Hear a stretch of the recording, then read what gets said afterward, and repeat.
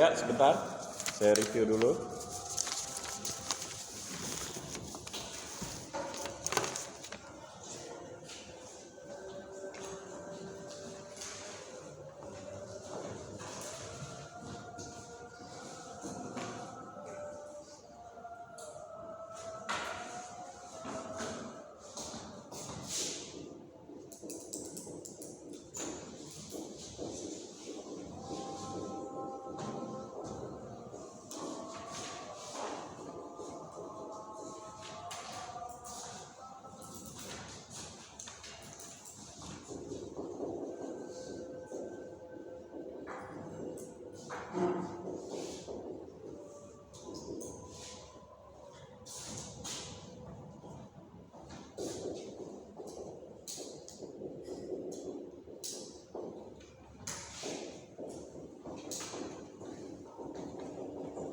Tadi kelompok sudah menyampaikan mengenai bagaimana hak privasi dan teknologi.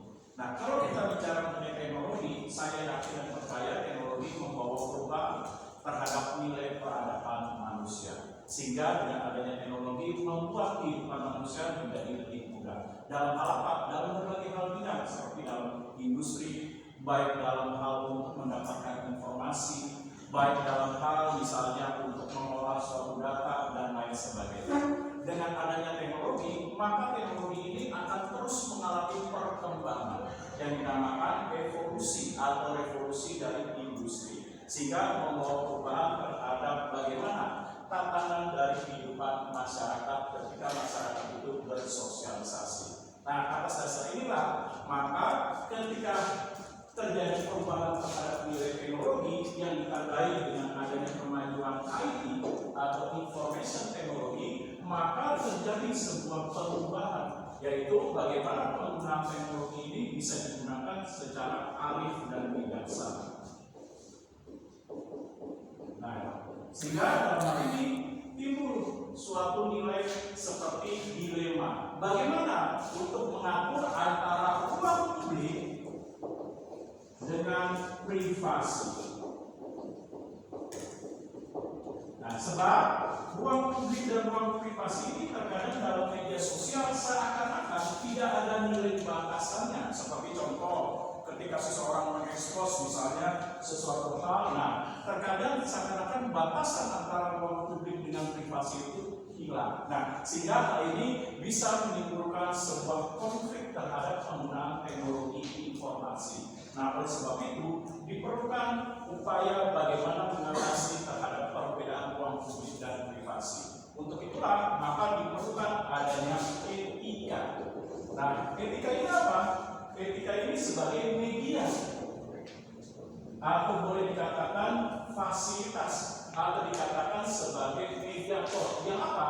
Tentu yang menjembatani antara ruang publik dan ruang privasi, sehingga nanti ada batasan-batasannya, sehingga bisa menggunakan teknologi informasi secara arif dan bijaksana, sehingga berbagai permasalahan terhadap penggunaan teknologi informasi diharapkan bisa terselesaikan. Nah, atas dasar inilah maka kita harus tahu apa itu privasi. Nah, menurut Joshua, mana Joshua? Oke, apa itu privasi?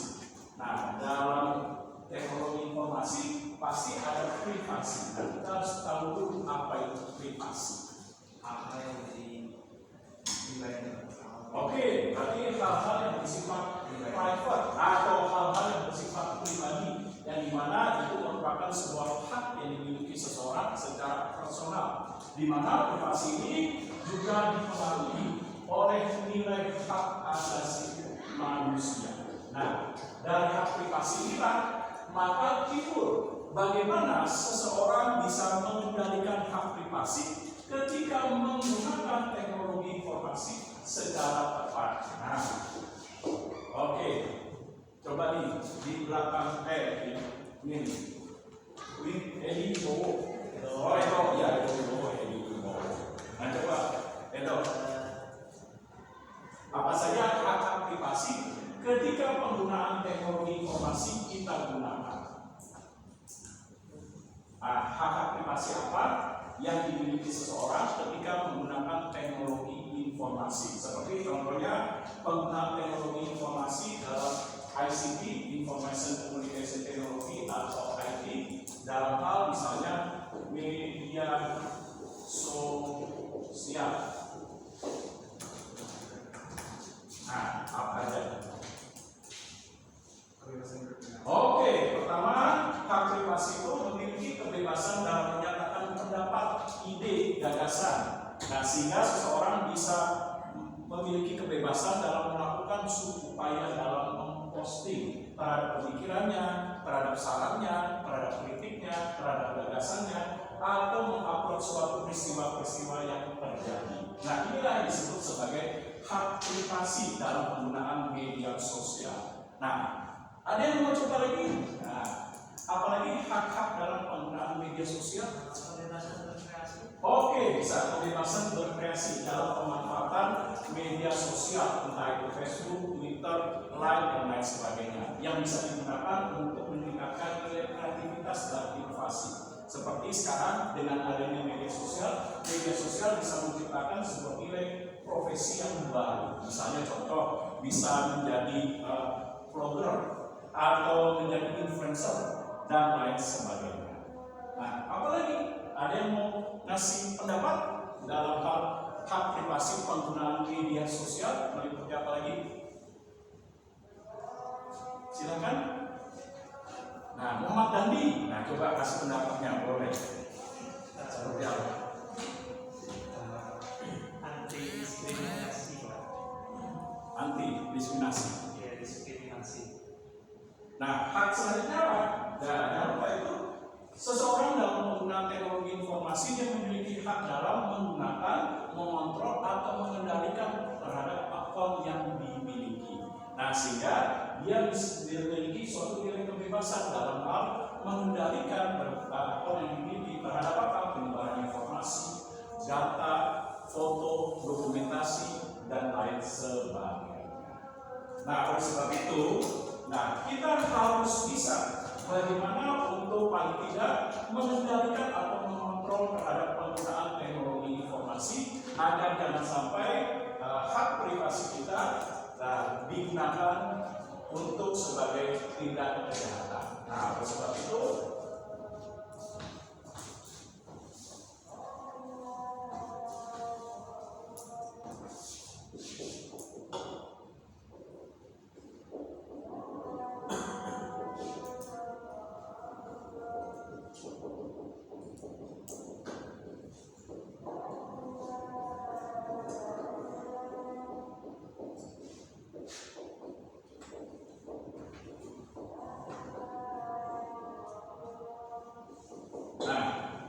apa saja yang bisa kita lakukan agar hak privasi kita memiliki kesadaran tinggi untuk dapat mengendalikan yang perlu kita lakukan secara individu atau personal dalam penggunaan IT. Nah, coba nih di depannya Ego. Nah, siapa nih lupa ya? Biar apa? Nixon ya. Coba Nixon.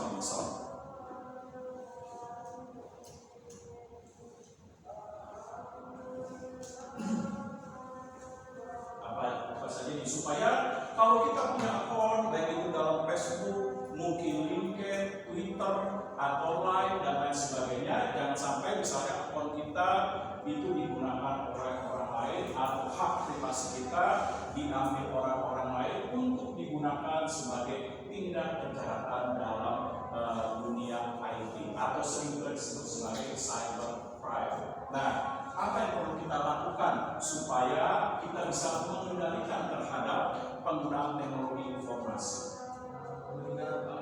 Ya. Oke, pertama jangan lupa tingkatkan nilai keamanan yang kita miliki terhadap akun. Yaitu apa? Kombinasikan akun itu dengan baik. Nah, jangan menggunakan kombinasi PIN atau password yang mudah untuk diveritas. Veritas tahu diambil, dibajak atau dicuri oleh seseorang yang tidak bertanggung jawab atau boleh dikatakan dicuri oleh hacker. Nah, ini dia. Nah, lalu apa lagi yang kedua?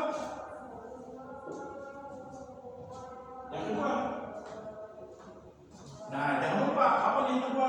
Jangan membuka berbagai situs-situs atau web secara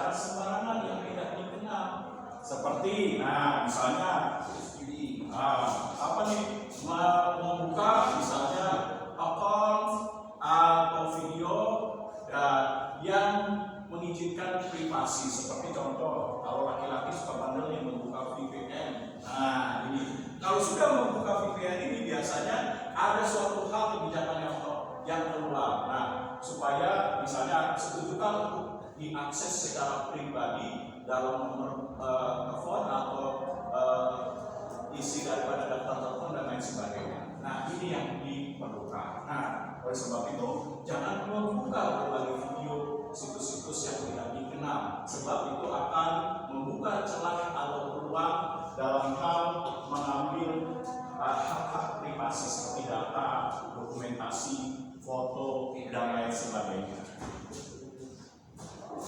Nah, yang ketiga apa nih?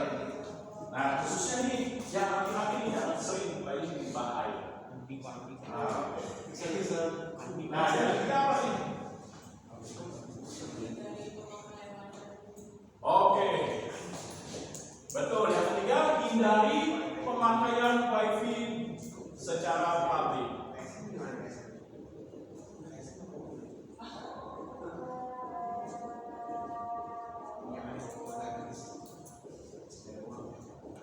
Nah, artinya apa?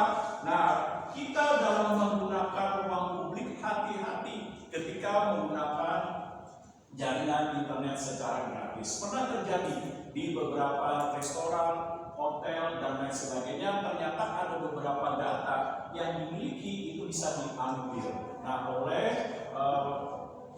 pemakaian wifi secara gratis. Nah, oleh sebab itu harus dibutuhkan kehati-hatian dalam pemanfaatan dan penggunaan wifi gratis di ruang-ruang publik. Nah, apa lagi? Oke, hindari pemakaian membuka pesan-pesan yang tidak dikenal, seperti contohnya email. Ketika ada email-email yang mencurigakan, misalnya email yang tidak dikenal, misalnya contoh dari daerah umum, dan lain sebagainya, jangan dibuka, sebab itu bisa mengambil sebuah nilai data yang dimiliki, baik itu dalam bentuk foto, dokumen, data, dan lain sebagainya. Nah, apa lagi? Ya? Oke, lakukan 2 langkah verifikasi sebagai bentuk pencegahan atau proteksi terhadap penggunaan media sosial yang kita miliki, seperti akun-akun pribadi yang ada di media sosial. Nah, apa lagi? Oke, jangan melakukan upaya menyebar foto-foto yang bersifat pribadi, seperti contohnya pada saat lulus. Nah, saking senangnya lupa foto ijazah dipoto cekrek, padahal di sini ada nomor registrasi ijazah, jadi ini bisa ditulis pencurian data. Nah, lalu juga misalnya contoh lagi senang makan-makan, lalu di sini ada berbagai hidangan, di sini kartu kredit lupa foto cekrek. Nah, ini bisa diveritas. Nah, di mana kartu kredit kita taruh secara sembarangan atau ATM itu ada kode kartu nomornya, itu bisa dicuri oleh pencurian data. Nah, oleh sebab itu ketika kita menggunakan teknologi informasi berupa misalnya mengupload momen-momen yang kebahagiaan, maka berhati-hatilah sesuatu hal yang bersifat pribadi seperti kartu kredit, lalu ijazah kita, KTP, dan lain sebagainya. Nah, saya stop dulu sebelum saya lanjutkan. Ada pertanyaan kan? Silakan. Oke, kalau tidak ada, saya lanjutkan.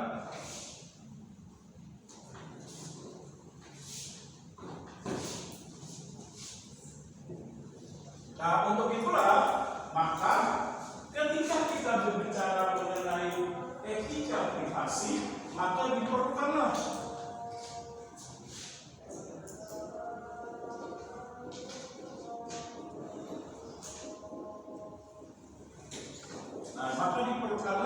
adanya perlindungan secara hukum. Kalau di Indonesia berbicara mengenai Undang-Undang Information Technology atau ITE. Nah, kenapa Undang-Undang ITE ini diperlukan? Nah, sehingga pemerintah sekarang memutuskan dan mengambil kebijakan untuk membuat sebuah aturan dalam penggunaan teknologi informasi. dan juga membentuk kesatuan kepolisian yang bersifat cyber police. Yang tujuannya apa? Yaitu mengungkapkan berbagai tindak kejahatan terhadap cybercrime. Nah, pertanyaannya, mengapa undang-undang ITE ini diperlukan? Nah, kira-kira ada yang bisa memberikan jawaban? Nah, kenapa? Nah, seperti ini di depan. Kenapa undang-undang ITE itu perlu dihadirkan? Padahal dulu Indonesia nggak ada. Nah, baru ketika penggunaan media sosial atau internet secara marak, akhirnya pemerintah memutuskan dia perlunya undang-undang ITE. Iya, sebagai pertama dikatakan sebagai regulator. Jadi itu apa? Adanya payung hukum untuk memberikan perlindungan ketika ada seseorang yang dirugikan, misalnya menggunakan e-commerce atau di bisnis pada saat transaksi itu dilakukan dengan menggunakan handphone, ternyata penipuan. Nah, dengan adanya undang-undang ini, maka undang-undang ini bisa sebagai payung hukum untuk menjerat sebagai tindak kejahatan. Nah, apa lagi? Oke.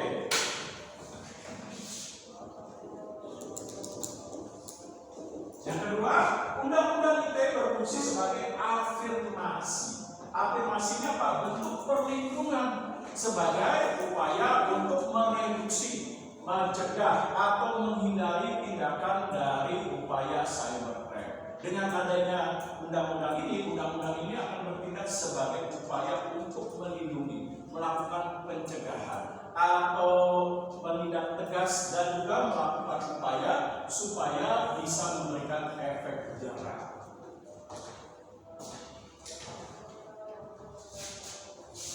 Nah, apa lagi? Kira-kira, nah ini, coba apa lagi?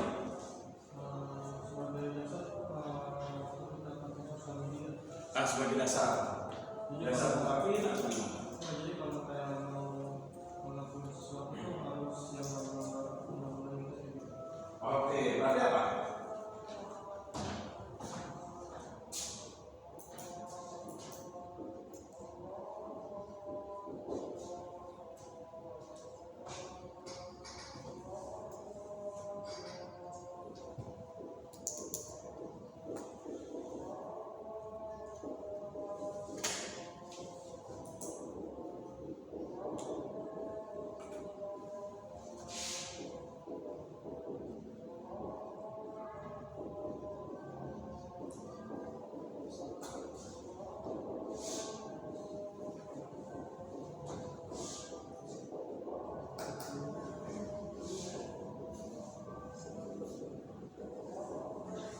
Nah, selanjutnya dikatakan mengapa diperlukanlah sebagai hukum kalau bisa undang-undang ITE sebagai rambu yang memberikan kejelasan antara yang boleh dilakukan dan tidak boleh dilakukan. Artinya apa dengan undang-undang itu?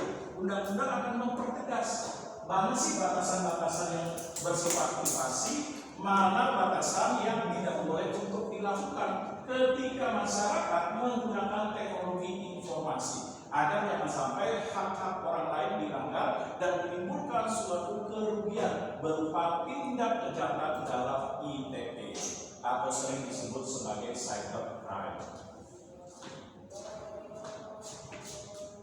Nah, oleh sebab itu, ketika kita menggunakan teknologi informasi berupa mungkin handphone yang kalian miliki atau iPad atau berupa laptop atau berupa PC, maka apa hak privasi kalian? Apa hak privasi? Misalnya contoh di tempat kerja, pada saat penggunaan teknologi informasi. Nah, apa ini hak kalian?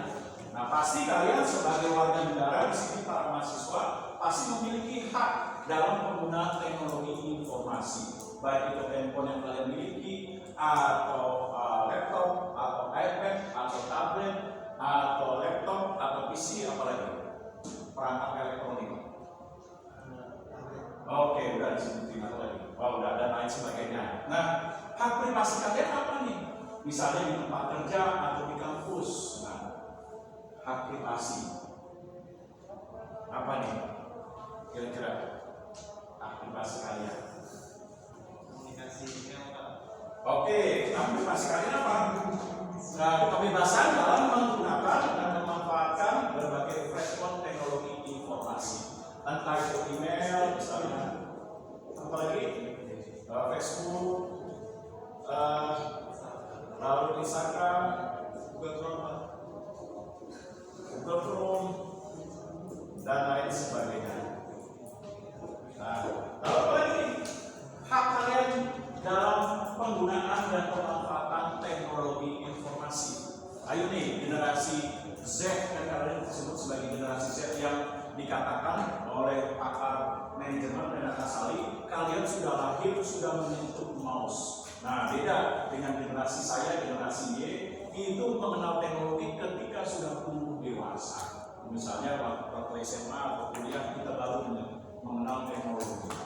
Nah, sebelumnya kalau generasi saya, generasi Y, itu mengenal teknologinya itu masih teknologi yang lama, misalnya pakai DOS, masih pakai WS, disketnya juga masih besar. Nah, kalau sekarang kan sudah pakai USB. Kalau dulu zaman saya itu harus pakai disketnya sendiri. Nah, lalu berubah lagi generasi saya kecil segini. Nah, sampai bentuknya USB. Nah, berarti kalian lebih unggul generasi kalian dalam penggunaan teknologi informasi. Apa nih haknya? Selain memiliki kebebasan dalam menggunakan platform baik email, Facebook, Instagram, Google Chrome untuk kebebasan dalam misalnya berkarya, berinovasi, berkreasi, dan lain sebagainya. Apalagi nih? Nah, coba apa lagi? Nah, jangan gigit semuanya mereka. Apa lagi? Nah, WP-nya kenapa lemot? Apa? Untuk konfirmasi tentunya kan pada saat penggunaan Wi-Fi. Oke, yang itu apa? Hak kalian untuk bisa mendapatkan dan memperoleh informasi. Nah, oleh sebab itu kalian dalam pemanfaatan teknologi informasi baik di tempat kerja atau penggunaan teknologi informasi sebagai hak privasi, kalian diberikan hak kebebasan untuk bisa mengakses, memperoleh, mendapatkan, menyimpan suatu informasi yang dinilai penting, seperti misalnya informasi mengenai ilmu pengetahuan, artikel, atau jurnal dan lain sebagainya, atau sesuatu hal yang dianggap paling penting, misalnya yang mencakup nilai pekerjaan, pengembangan ilmu pengetahuan dan lain sebagainya.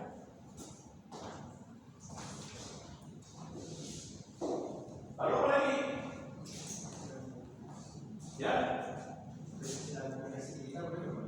Boleh, coba gimana? Oh, privasi dalam komunikasi digital seperti apa? Orang boleh tahu kalau dia itu di ini atau enggak. Oke.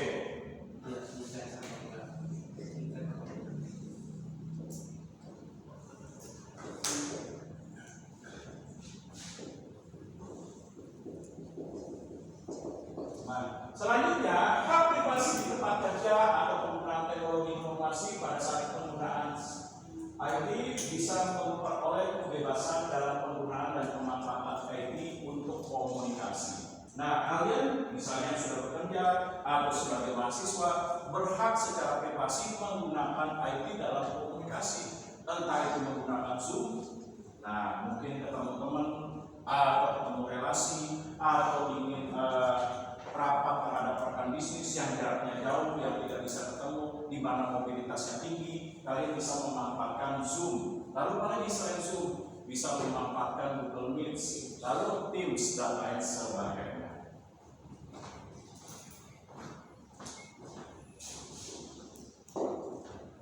Nah, lalu apa lagi? Iya.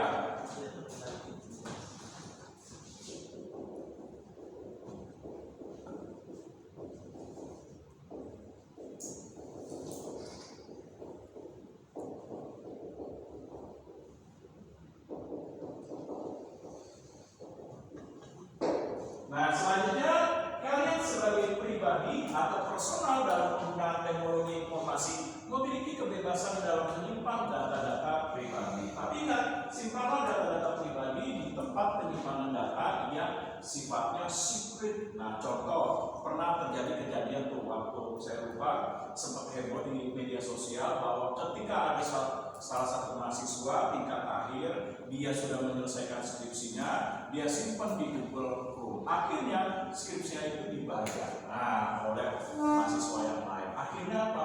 Akhirnya dia mengalami kesulitan karena judulnya semua data-datanya telah diambil. Nah, oleh sebab itu maka berhati-hatilah pada saat kita menyimpan sebuah nilai data. Oleh sebab itu, walaupun kita memiliki kebebasan dalam menyimpan data, simpanlah data di ruang-ruang yang memiliki tingkat keamanan. Seperti jangan di ruang publik kalau nilai itu sangat penting. Seperti misalnya contoh data skripsi, KTP, kartu kredit, lalu rekening, dan lain sebagainya.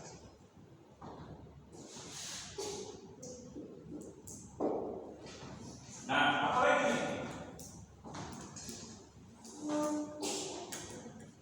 Yang keempat, misalnya contoh, nah ini dulu. Misalnya Made, sama ini namanya siapa lupa? Punya momen kebahagiaan dan foto berdua. Nah, misalnya momen foto kebahagiaan dan berdua. Nah, misalnya. Nah, maka punya kebebasan untuk apa? Kebebasan dalam apa nih fotonya? Privasi, terus juga untuk menyebarkan foto tersebut. Tapi ingat, kendalikan foto tersebut jangan sampai salah pada penempatan di ruang publik. Nah, kan suka ada tuh. Nah, misalnya mau kebahagiaan, suka ada orang iseng fotonya di itu, dan lain sebagainya.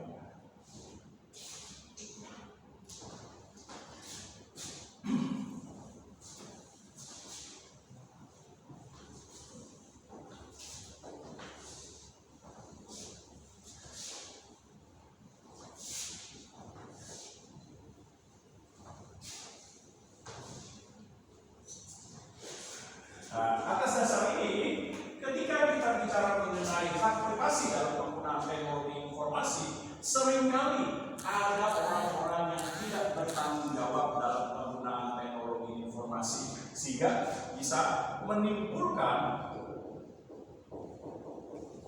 berbagai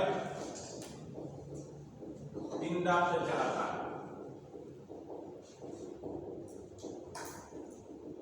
dalam IT.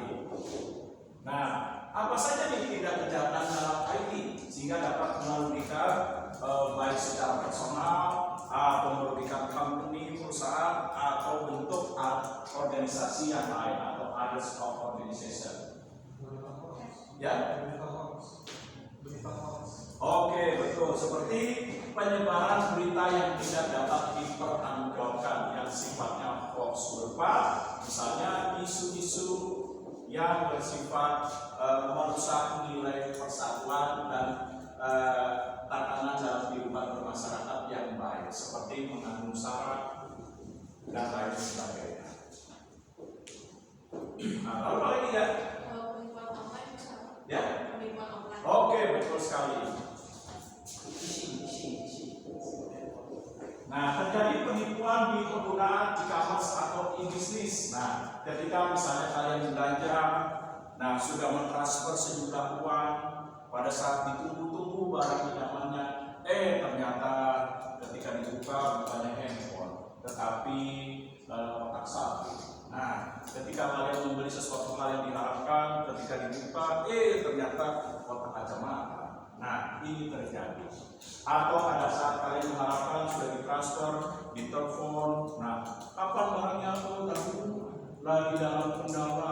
Nah, ternyata setelah ditunggu berhari-hari, bahkan berminggu-minggu, barangnya tidak datang. Uang sudah dikirim, akhirnya jadi kosong. Nah, ini yang terjadi berupa penipuan dalam perdagangan yang bersifat e-commerce atau e-business. Nah, apalagi ya? Cyberbullying. Ya? Oke, cyberbullying. Seperti contohnya, nah, pernyataan-pernyataan dalam status media yang mengandung sarkasme, seperti pernyataan mengungkapkan, oh, Ustaz Mananda goblok, Ustaz Mananda tolol, siapa sih yang ngomong sekolah di mana, SDM rendah, sekolahnya minta ampun, dan lain sebagainya. Bahkan sampai keluar kata-kata binatang, udah jangan banyak ngomong anjing. Nah, ini kan sering sekali dan terjadi di berbagai status media sosial seperti cyberbullying atau penghinaan. Nah, selanjutnya dok, Bising Pak. fisik gimana? Bising. Kayak misalnya kita dapat link dari orang itu, link itu sebenarnya penipuan. Jadi kalau kita tekan dapat image rekening bank kita. Oke, betul. Selanjutnya dinamakan phishing hati-hati sekarang. Nah, seringkali penipuan sekarang sudah lebih baik lagi. Lebih baiknya apa? Tidak lagi telepon, oh mohon maaf Bapak Ibu, anaknya sedang ketabrak. Nah, tolong segera kirim, atau dengan telepon secara acak, mohon maaf nih kakaknya kecelakaan atau terkena tertangkap basah menggunakan narkoba. Sekarang sudah tidak lagi seperti itu, atau mama minta pulsa. Nah, sekarang tidak lagi seperti itu. Bentuk kejahatannya bagaimana? Yaitu sekarang, nah pura-pura ada link yang diklik, ternyata pada saat itu, nah rekening tersedot. Nah, ini pernah terjadi di tetangga saya. Nah, dapat kiriman undangan pernikahan ketika dibuka. Nah, ternyata pada saat dicek BCA-nya 20 juta habis. Nah, ini yang terjadi.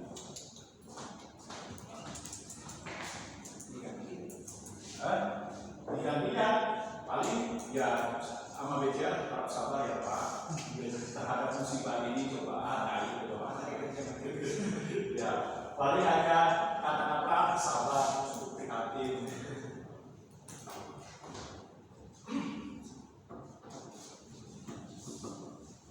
Nah, apalagi ini tidak kejahatannya? Oke, hacking. Nah, seperti pengambilan data-data pribadi.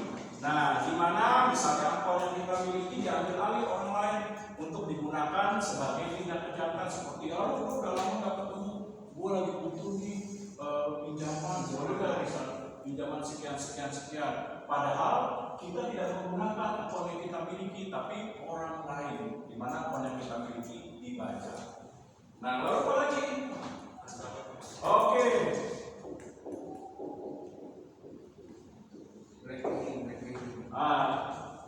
Penggunaan nilai ancaman untuk misalnya menjatuhkan seseorang dalam penggunaan media sosial atau pencemaran nama baik.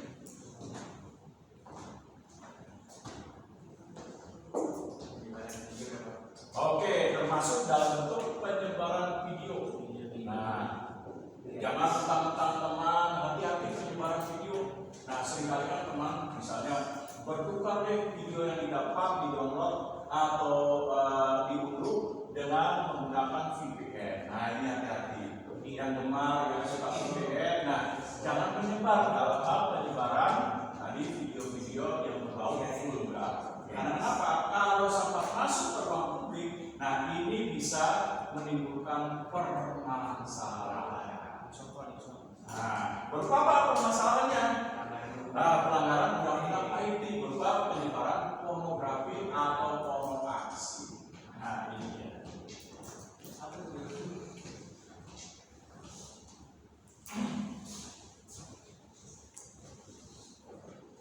Nah, saya stop dulu. Ada pertanyaan kira-kira?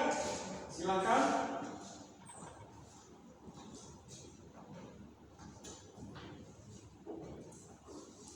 Nah, kalau tidak ada, maka ketika kita bekerja di suatu perusahaan atau menggunakan internet dalam penggunaan jaringan internet secara publik, nah berarti ada batasan antara publik, ruang publik dengan privasi. Nah, sehingga dalam hal ini perusahaan berkepentingan untuk melakukan apa? Kontrol. Nah, dalam penggunaan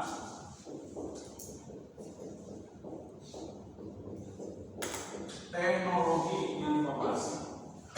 Nah, mengapa perusahaan perlu melakukan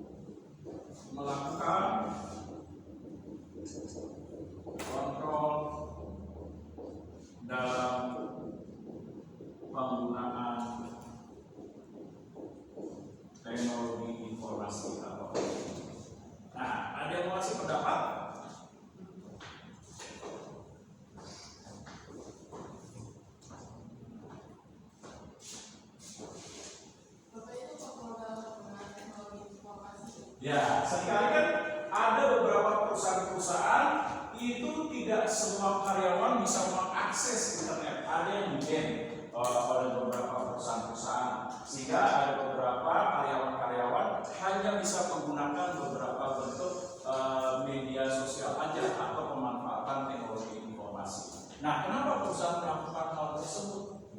Menghindari kebocoran data. Ya, pertama untuk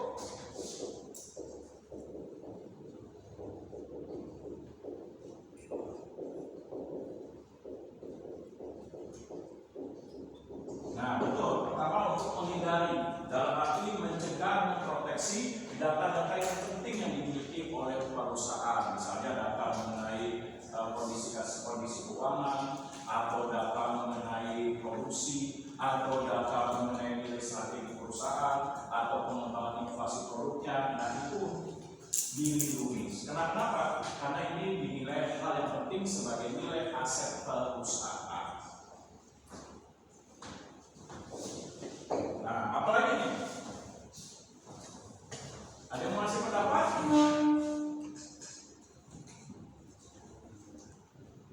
Nixon?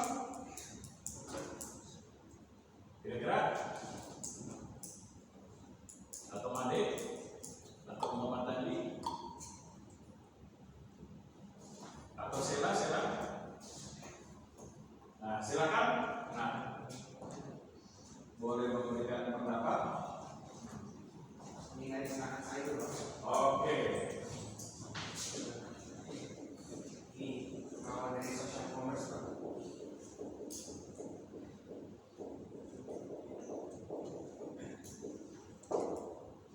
Nah, dengan adanya upaya melakukan kontrol yang dilakukan perusahaan dalam pemanfaatan teknologi informasi untuk karyawan dan manajer, maka Pak, ini dia untuk menghindari serangan daripada cyber. Maksudnya apa? Maksudnya adalah, nah ini dia karyawannya. Kadang-kadang karyawan suka bandel pada saat menggunakan teknologi informasi dalam pekerjaan, buka video-video yang berbau-bau. Nah, sehingga pada saat itu masuk deh hacker-hacker veritas yang bisa merusak nilai keamanan atau sistem dalam perusahaan. Nah, ini pernah terjadi nih. Nah, yaitu tetangga saya pernah cerita. Nah, pada saat bekerja, dia kerja di perusahaan farmasi, Anugerah Farmasi Lestari. Nah, ada yang buka situs porno. Saya ketahuan sama perusahaan pusatnya, yaitu Anugerah Farmasi di Taiwan. Nah, tanpa basa-basi babi, akhirnya karyawan tersebut dikenakan sanksi. Sanksinya apa? Nah, tegas 40% gajinya dipotong. Nah, ini yang terjadi. Untuk apa? Untuk mengontrol jangan sampai tadi data-data pribadi yang dimiliki misalnya perusahaan farmasi contohnya itu bisa diambil alih. Karena kenapa? Kalau sudah buka situs yang bersifat pornografi dan pornografi berupa VPN, hati-hati dengan mudah. Nah, berbagai hacker cyber bisa masuk ke dalam sistem keamanan untuk mencuri berbagai data yang mereka inginkan. Nah, lalu lagi. Oke.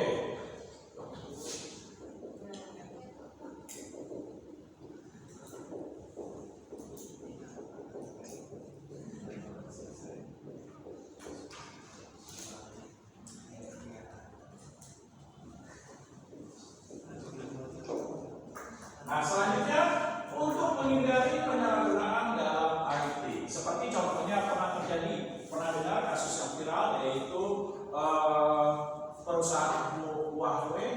Nah, ternyata perusahaan Huawei itu ketika dipegang dan dikendalikan oleh pekerja IT-nya, nah pekerja IT-nya ini bandel, dia membuka rahasia perusahaan untuk mengembang produk. Akhirnya rahasia pengembang produk inovasi tersebut dijual ke Apple. Nah, sehingga Apple mencuri terhadap inovasi produk. Nah, ini sempat viral, sempat masuk ke dalam pengadilan internasional untuk melakukan gugatan, di mana Huawei merasa bahwa Apple kok produknya ini Apple pengembangannya ada yang mirip dengan Huawei yang dimiliki, padahal Huawei belum launching. Nah, ternyata ketika diusut, ada pekerja IT-nya yang membongkar dan mencuri data kerahasiaan. Oleh sebab itu perlu untuk kontrol dalam bentuk menghindari penyalahgunaan dalam IT.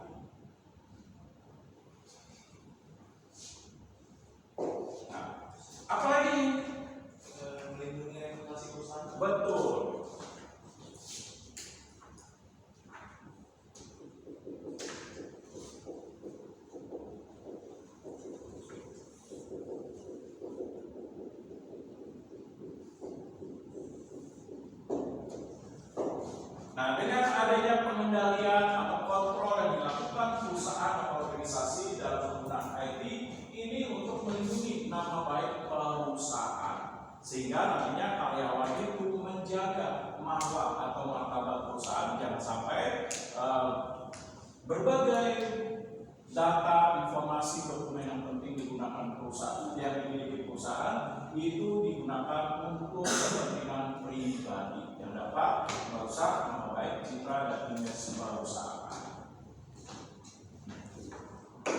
Nah, saya stop dulu. Ada pertanyaan kira-kira? Nah, silakan.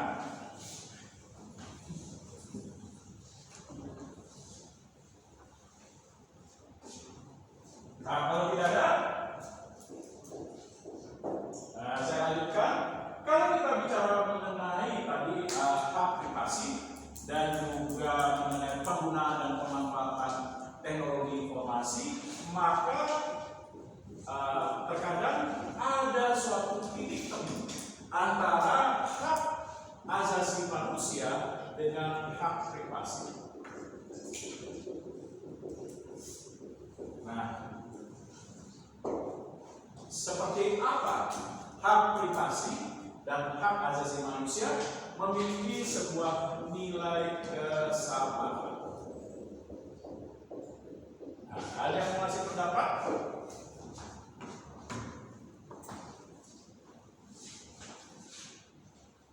Mengapa hak asasi manusia dan hak privasi bisa dikatakan memiliki nilai kesamaan atau ada memiliki nilai kesamaan? Nah, apa nih? Sama-sama dilindungi hukum nasional. Oke, sama-sama mendapatkan perlindungan secara hukum karena hak privasi dan maupun hak asasi manusia keduanya menekankan terhadap kebebasan. Kebebasan dalam apa? Kebebasan secara bertanggung jawab dalam hal menyimpan, lalu apalagi memperoleh informasi dan menyebarkan informasi. Nah, serta mengendalikan informasi tersebut. Nah, lalu apalagi? Ya? Oke, bahwa hak asasi manusia dan hak privasi itu keduanya menekankan adanya bentuk perlindungan. Seperti apa? Tadi kebebasan untuk memperoleh dan mendapatkan informasi. Secara apa? Tentu secara bertanggung jawab. Nah, apalagi nih? Sama-sama melindungi martabat dan kebebasan. Oke, sama-sama melindungi nilai martabat sebagai kemanusiaan. Nilai kemanusiaan dalam apa? Dalam hal untuk memperoleh dan mendapatkan informasi, menggunakan teknologi informasi untuk mengembangkan nilai diri dan lain sebagainya. Oke, yang terakhir, Ison nih. Nah, melamun aja banyak pikiran. Lagi apa lagi banyak utang, pinjol. Nah, apa lagi nih? Ya, dikira jawab. Nah, coba sila apa lagi nih sekarang?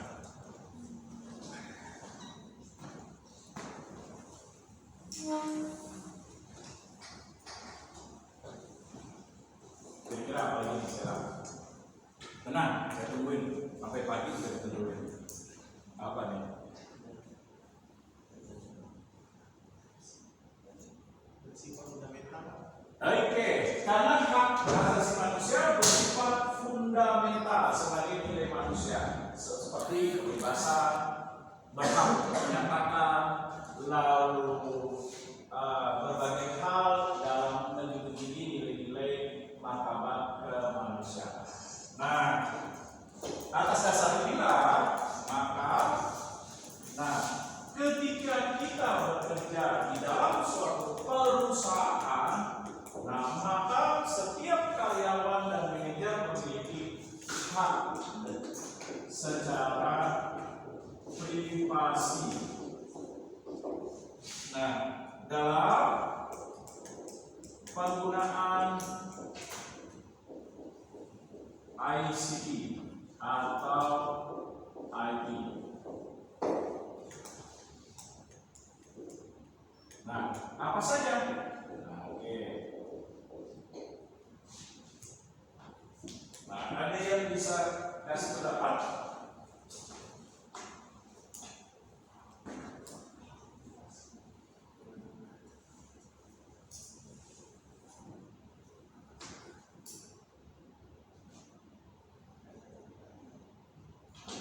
Yaitu apa? Nah, hak secara privasi perusahaan karyawan dalam penggunaan ICT apa saja? Pertama, hak untuk apa? Memperoleh, mendapatkan, menyimpan, atau mengolah data dan informasi. Nah, secara benar dan bertanggung jawab.